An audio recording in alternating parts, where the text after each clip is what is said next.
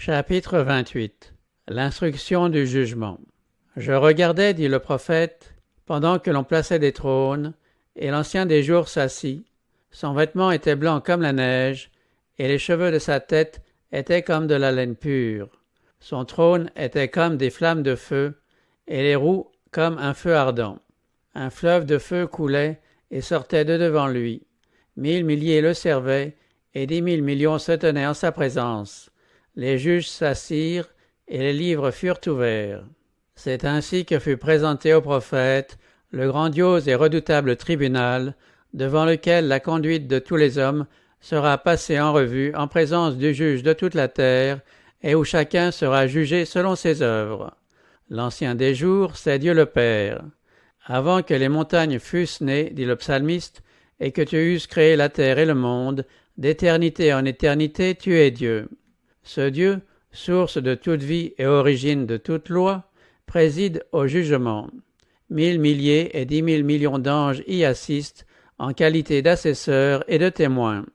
Je regardais pendant mes visions nocturnes, et voici, sur les nuées des cieux, arriva quelqu'un de semblable à un fils de l'homme. Il s'avança vers l'Ancien des jours, et on le fit approcher de lui. On lui donna la domination, la gloire et le règne, et tous les peuples, les nations et les hommes de toute langue le servirent. Sa domination est une domination éternelle qui ne passera point, et son règne ne sera jamais détruit. Cette arrivée du Seigneur n'est pas sa seconde venue sur la terre. Il s'approche de l'Ancien des jours pour recevoir de lui la domination, la gloire et la royauté dont il sera investi à la fin de son œuvre de médiateur, œuvre qui devait commencer en 1844 à la fin des 2300 soirs et matins. Accompagné des anges célestes, notre souverain sacrificateur pénètre alors dans le lieu très saint pour y entreprendre, en la présence de Dieu, la dernière phase de son ministère en faveur de l'homme, l'instruction du jugement et l'achèvement de l'expiation pour tous ceux qui en seront jugés dignes. Dans le rituel typique, ceux-là seuls qui s'étaient confessés et dont les péchés avaient été transférés dans le sanctuaire par le sang des victimes, bénéficiaient des bienfaits du jour des expiations. De même, au grand jour de l'expiation définitive et de l'instruction du jugement, les seuls cas pris en considération sont ceux des croyants. Le jugement des réprouvés est un événement tout à fait distinct qui aura lieu par la suite. Le jugement va commencer par la maison de Dieu. Or, si c'est par nous qu'il commence, quelle sera la fin de ceux qui n'obéissent pas à l'évangile de Dieu? Les registres du ciel sur lesquels les noms et les actions des hommes sont inscrits serviront de base au jugement. Daniel dit « Les juges s'assirent et les livres furent ouverts ». Le voyant de Patmos, décrivant la même scène, ajoute « Et un autre livre fut ouvert, celui qui est le livre de vie. Et les morts furent jugés selon leurs œuvres, d'après ce qui était écrit dans ces livres. » Le livre de vie renferme les noms de tous ceux qui sont entrés au service de Dieu. Jésus disait à ses disciples « Réjouissez-vous de ce que vos noms sont écrits dans les cieux. » Paul parle de ses fidèles collaborateurs dont les noms sont dans le livre de vie. Considérant une époque de détresse telle qu'il n'y en a point eu depuis que les nations existent jusqu'à cette époque, le prophète Daniel dit que le peuple de Dieu y échappera, tous ceux qui seront trouvés inscrits dans le livre. Et le voyant de Patmos déclare que seuls pourront entrer dans la cité de Dieu ceux qui sont écrits dans le livre de vie de l'agneau. Un livre de souvenirs fut écrit devant lui, dit Malachie, pour ceux qui craignent l'Éternel et qui honorent son nom. Leurs paroles de foi, leurs actes de bonté, tout est enregistré dans le ciel. Néhémie fait allusion à cela quand il dit « Souviens-toi de moi, ô mon Dieu, et n'oublie pas mes actes de piété à l'égard de la maison de mon Dieu. » Tous les actes de justice sont immortalisés dans le livre de Dieu. Toute tentation repoussée, toute mauvaise action surmontée, toute parole douce et compatissante s'y trouve soigneusement enregistrée. On y voit aussi le récit de toutes les souffrances, de toutes les peines, de tous les sacrifices endurés pour l'amour de Jésus. Le psalmiste dit « Tu comptes les pas de ma vie errante, recueille mes larmes dans ton outre, ne sont-elles pas inscrites dans ton livre ?» Il y a aussi un registre des péchés. Dieu amènera toute œuvre en jugement au sujet de tout ce qui est caché, soit bien, soit mal. Au jour du jugement, les hommes rendront compte de toute parole vaine qu'ils auront proférée, car par tes paroles tu seras justifié, et par tes paroles tu seras condamné.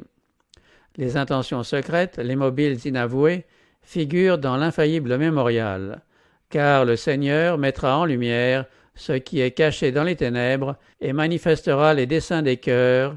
Voilà, cela est inscrit devant moi, dit l'Éternel, vos iniquités et les iniquités de vos pères. Toute œuvre humaine passe en revue devant Dieu pour être classée comme acte de fidélité ou d'infidélité. En face de chaque nom, dans les registres du ciel, sont couchés avec une redoutable exactitude toute parole mauvaise, tout acte égoïste, tout devoir négligé, tout péché secret, toute dissimulation. Les avertissements du ciel oubliés, les moments perdus, les occasions non utilisées, les influences exercées bonnes ou mauvaises, avec leurs résultats les plus éloignés, tout est fidèlement inscrit par l'ange enregistreur. La loi de Dieu est la norme par laquelle les caractères et les vies seront éprouvés au jour du jugement. Crains Dieu et observe ses commandements, dit le sage. C'est là ce que doit tout homme, car Dieu amènera toute œuvre en jugement au sujet de tout ce qui est caché, soit bien, soit mal. Parlez et agissez comme devant être jugés par une loi de liberté, dit à son tour l'apôtre Jacques. Ceux que les juges déclareront dignes auront part à la résurrection des justes.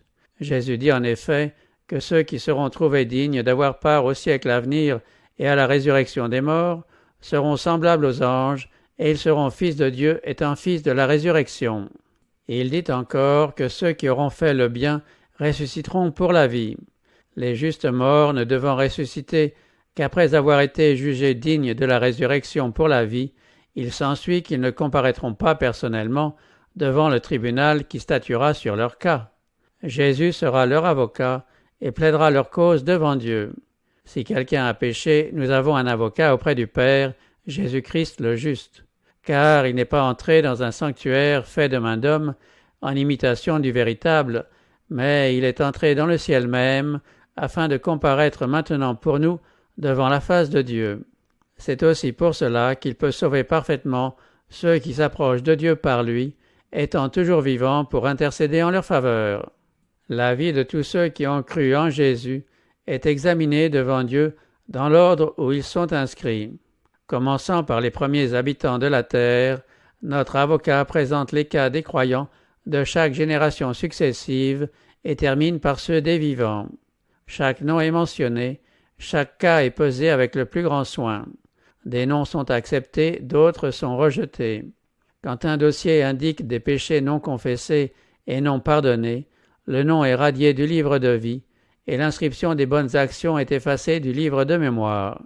Le Seigneur disait à Moïse, « C'est celui qui a péché contre moi que j'effacerai de mon livre. » Et au prophète Ézéchiel, « Si le juste se détourne de sa justice, s'il commet l'iniquité, on ne lui tiendra compte d'aucun des actes de justice qu'il aura accomplis. » Tous ceux qui se sont réellement repentis de leurs péchés et se sont, par la foi, réclamés du sang de Jésus-Christ comme sacrifice expiatoire, ont eu leur pardon consigné dans les livres.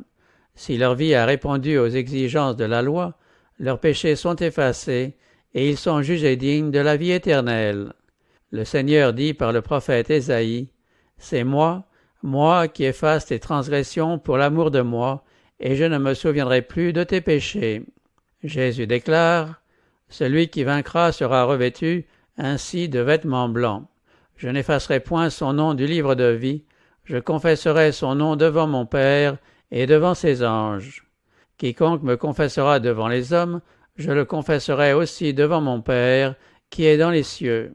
Mais quiconque me reniera devant les hommes, je le renierai aussi devant mon Père qui est dans les cieux. » L'émotion intense avec laquelle les hommes attendent les décisions d'un tribunal terrestre ne peut donner qu'une faible idée de l'intérêt avec lequel est suivi dans les cours célestes l'appel des noms écrits dans le livre de vie sous le regard scrutateur du juge de toute la terre.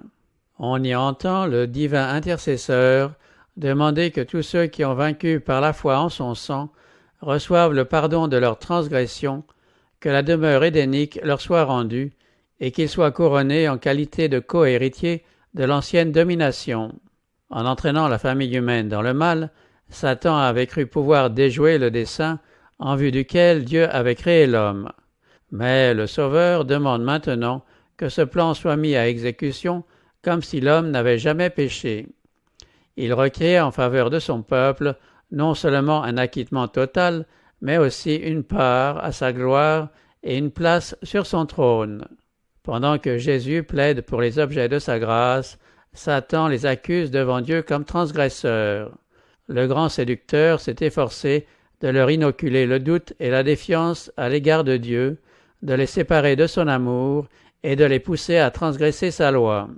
Mais maintenant il souligne, dans le dossier de leur vie, leurs défauts, leur dissemblance d'avec Jésus, ces imperfections qui ont déshonoré le Rédempteur, en un mot, tous les péchés dans lesquels il les a entraînés, et, en raison de ces faits, il les réclame comme ses sujets. Jésus n'excuse pas leurs péchés, mais, en vertu de leur repentir et de leur foi, il demande leur pardon.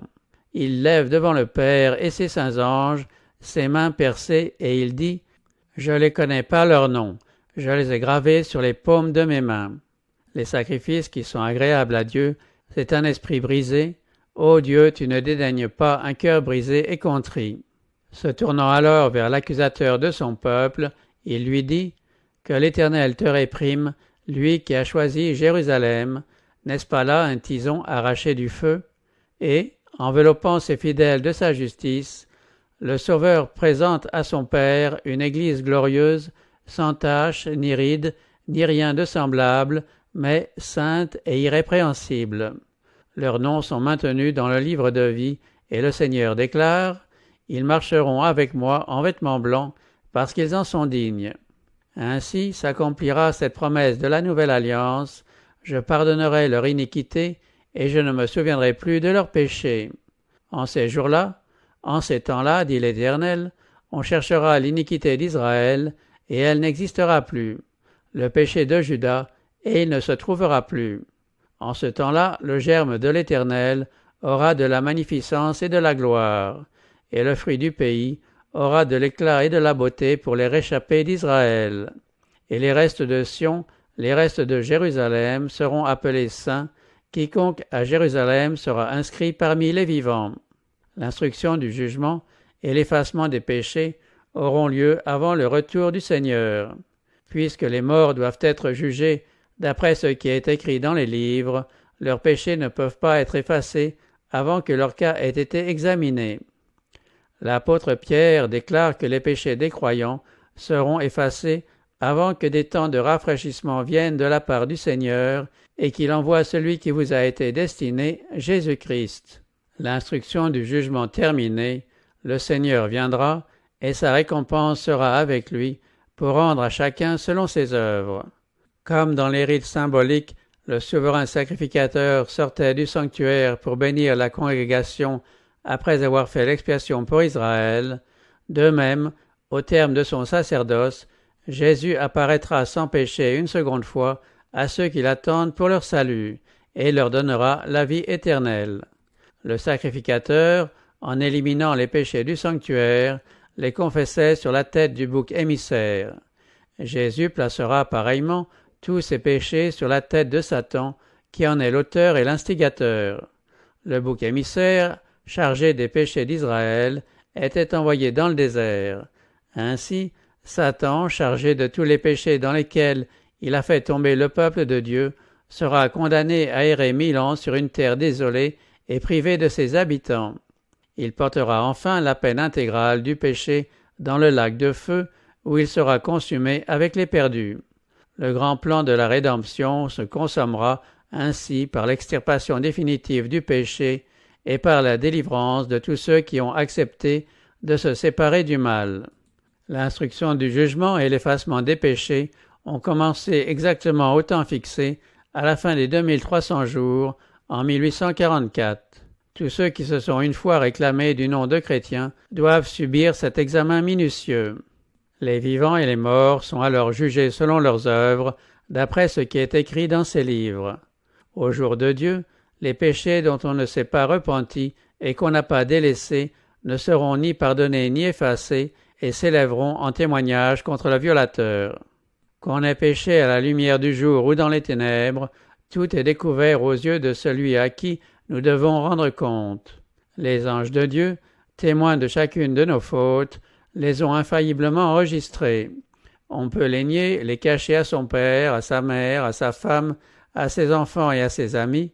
Le coupable peut être le seul à connaître ses torts, mais ils sont mis à nu devant les esprits célestes. Les ténèbres de la plus sombre nuit, le mystère le plus impénétrable, la duplicité la plus consommée, ne réussissent pas à dissimuler aux yeux de l'Éternel une seule de nos pensées. Dieu tient un compte exact de tous les actes faux, de tous les procédés injustes. Il ne se laisse pas tromper par les apparences de piété. Il ne commet point d'erreur dans l'appréciation des caractères. Un homme corrompu peut tromper ses semblables, mais Dieu déchire tous les voiles et lit les secrets des cœurs. Combien solennelle est la pensée que, jour après jour, tout ce que nous pensons, disons ou faisons est porté sur les registres du ciel. Une parole prononcée, un acte commis ne peuvent plus être retirés. Les anges ont enregistré le bien et le mal. Le plus puissant conquérant de la terre ne peut arracher de ses registres la page d'une seule de ses journées. Nos actions, nos paroles, nos intentions les plus secrètes même contribueront à déterminer notre destinée heureuse ou malheureuse. On peut les oublier, mais elles n'en déposeront pas moins, soit pour notre justification, soit pour notre condamnation. Le caractère de chacun est reproduit sur les livres du ciel avec la même exactitude que les traits du visage sur le cliché du photographe. Et pourtant, combien peu on se soucie de ces inscriptions qui paraîtront sous les yeux des êtres célestes. Si le voile qui sépare le monde visible du monde invisible se levait soudain, nous permettant de voir un ange enregistrer fidèlement chacune des paroles et des actions dont nous serons appelés à rendre compte au jour du jugement, combien de paroles seraient retenues et combien d'actions ne seraient jamais commises. Au jour du jugement, l'usage que nous aurons fait de toutes nos facultés sera examiné avec le plus grand soin. Quel emploi faisons-nous du capital que le ciel nous a prêté? Le Seigneur le retrouvera-t-il avec les intérêts? Avons-nous cultivé et utilisé à la gloire de Dieu et pour le relèvement de l'humanité les talents manuels, affectifs et intellectuels qui nous ont été confiés? Comment avons-nous usé de notre temps, de notre plume, de notre parole, de notre argent, de notre influence? Qu'avons-nous fait pour le Sauveur dans la personne des pauvres, des affligés, des orphelins et des veuves? Dieu nous a constitués dépositaires de sa sainte parole. Quel usage avons-nous fait de la lumière de la vérité, destinée à rendre les hommes sages à salut? Une simple profession de foi en Jésus-Christ est sans valeur. Seul l'amour qui se traduit en actes est considéré comme authentique. Aux yeux des êtres célestes, l'amour seul donne de la valeur à nos actions. Tout acte accompli par amour, si insignifiant qu'il soit aux yeux des hommes, est accepté et récompensé par Dieu. Sur les registres du ciel, l'égoïsme secret du cœur humain est mis en pleine lumière. On y trouve la liste des devoirs non accomplis, tant envers nos semblables qu'envers le Sauveur. On y voit combien d'heures, de pensées et de forces qui appartenaient à Dieu ont été données à Satan. C'est une lamentable documentation que les anges accumulent. Des êtres intelligents, de soi-disant disciples du Christ, se laissent absorber par l'acquisition de biens terrestres ou par le plaisir. L'argent, le temps, les forces vont au luxe ou à la concupiscence, tandis que de rares moments sont consacrés à la prière, à l'étude des Écritures, à l'humiliation et à la confession des péchés. Satan invente d'innombrables prétextes pour occuper notre attention ailleurs qu'aux objets qui devraient le plus nous absorber. Le grand séducteur est les glorieuses vérités qui mettent en évidence un sacrifice expiatoire et un tout-puissant médiateur. Il sait qu'il ne réussira dans ses entreprises qu'en détournant les esprits loin de Jésus et de sa vérité. Ceux qui veulent se mettre au bénéfice de la médiation du Sauveur ne doivent pas se laisser détourner par quoi que ce soit du devoir de travailler à leur sanctification dans la crainte de Dieu. Les heures précieuses gaspillées dans le plaisir, le faste et l'amour de l'argent, devraient être consacrés à la prière et à une étude assidue de la parole de Dieu. Le peuple de Dieu devrait comprendre parfaitement le sujet du sanctuaire et du jugement. Chacun devrait être au courant de la position et de l'œuvre de notre souverain sacrificateur. Sans cette connaissance, il n'est pas possible d'exercer la foi indispensable en ce temps-ci, ni d'occuper le poste que Dieu nous assigne. Chacun a une âme à sauver ou à perdre. Le cas de chacun est inscrit à la barre du divin tribunal. Chacun sera appelé à comparaître face à face devant le juge éternel. Il importe donc, au plus haut point, de penser souvent à cette scène du jugement où les livres sont ouverts et où, comme Daniel, chacun sera debout pour son héritage à la fin des jours. Ceux qui ont reçu la lumière doivent rendre témoignage des grandes vérités que Dieu leur a confiées. Le sanctuaire céleste est le centre même de l'œuvre de Dieu en faveur des hommes. Il intéresse tous les habitants de la terre. Il nous expose le plan de la rédemption, nous amène à la fin des temps et nous révèle l'issue triomphante du conflit entre la justice et le péché. Il est donc important que chacun l'étudie à fond et soit en état de rendre raison de l'espérance qui est en lui.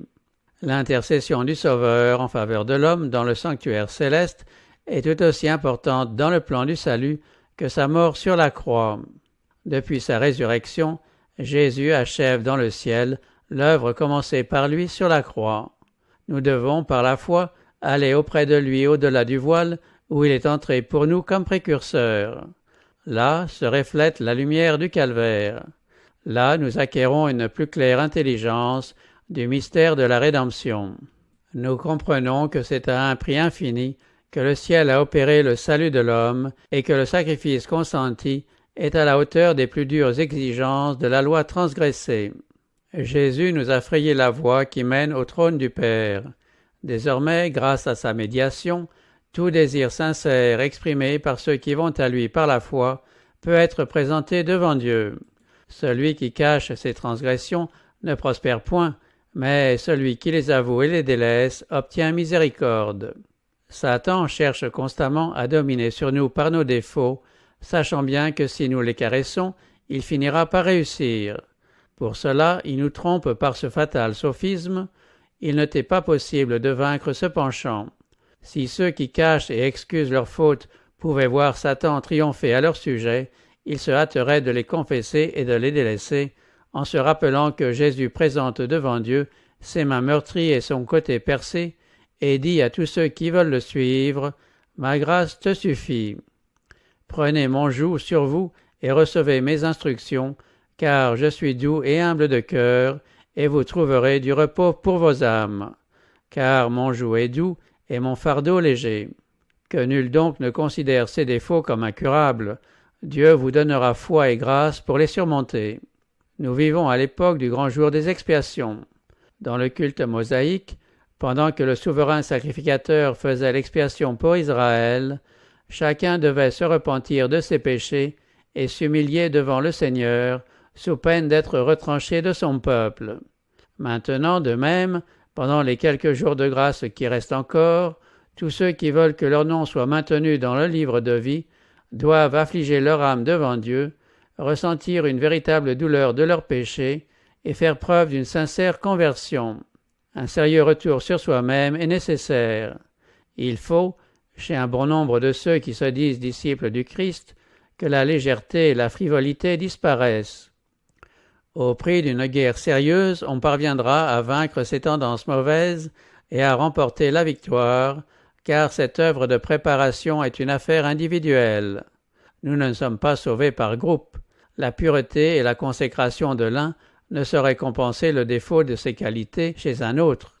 Quoique toutes les nations doivent passer en jugement, Dieu examinera le cas de chaque individu avec autant de soin que si celui-ci était seul sur la terre. Solennelles sont les scènes qui marquent l'achèvement de l'expiation. Cette œuvre comporte des intérêts d'une valeur infinie. Le tribunal suprême siège maintenant depuis plusieurs années. Bientôt, nul ne sait quand, les dossiers des vivants y seront examinés. Bientôt, notre vie passera sous le redoutable regard de Dieu. Il convient donc, plus que jamais, de prendre garde à cette exhortation du Sauveur. Prenez garde, veillez et priez, car vous ne savez quand ce temps viendra. Si tu ne veilles pas, je viendrai comme un voleur, et tu ne sauras pas à quelle heure je viendrai sur toi. Lorsque l'instruction du jugement sera terminée, la destinée de chacun sera décidée, soit pour la vie, soit pour la mort. Le temps de grâce prendra fin un peu avant l'apparition de notre Seigneur sur les nuées du ciel. Dans une allusion à ce temps-là, il nous est dit dans l'Apocalypse que celui qui est injuste soit encore injuste, que celui qui est souillé se souille encore, et que le juste pratique encore la justice, et que celui qui est saint se sanctifie encore. Voici, je viens bientôt, et ma rétribution est avec moi, pour rendre à chacun selon ce qu'est son œuvre. Justes et méchants seront encore sur la terre dans leur état mortel. Dans l'ignorance des décisions finales et irrévocables qui auront été prises dans le sanctuaire céleste, on plantera, on bâtira, on mangera et on boira. Avant le déluge, dès que Noé fut entré dans l'arche, Dieu l'y enferma, excluant toute possibilité pour les impies d'y pénétrer. 7 jours durant, ne se doutant pas que leur sort était définitivement scellé, ils continuèrent imperturbables à s'adonner au plaisir et à se moquer de l'idée d'une catastrophe imminente. Il en sera de même, dit le Sauveur, à l'avènement du Fils de l'homme. C'est silencieuse, inattendue et inaperçue, comme le voleur dans la nuit, que viendra l'heure décisive, scellant la destinée de tout homme, l'heure où l'offre de la miséricorde sera retirée aux coupables. Veillez donc, craignez qu'il ne vous trouve endormis. Périlleuse est la condition de ceux qui, se lassant de veiller, se tournent vers le monde. Pendant que le négociant se laisse absorber par le gain, que l'amateur de plaisir suit ses inclinations, que l'esclave de la mode pense à ses atours, à ce moment même, le juge de toute la terre prononce peut-être cette sentence: tu as été pesé dans la balance et tu as été trouvé léger.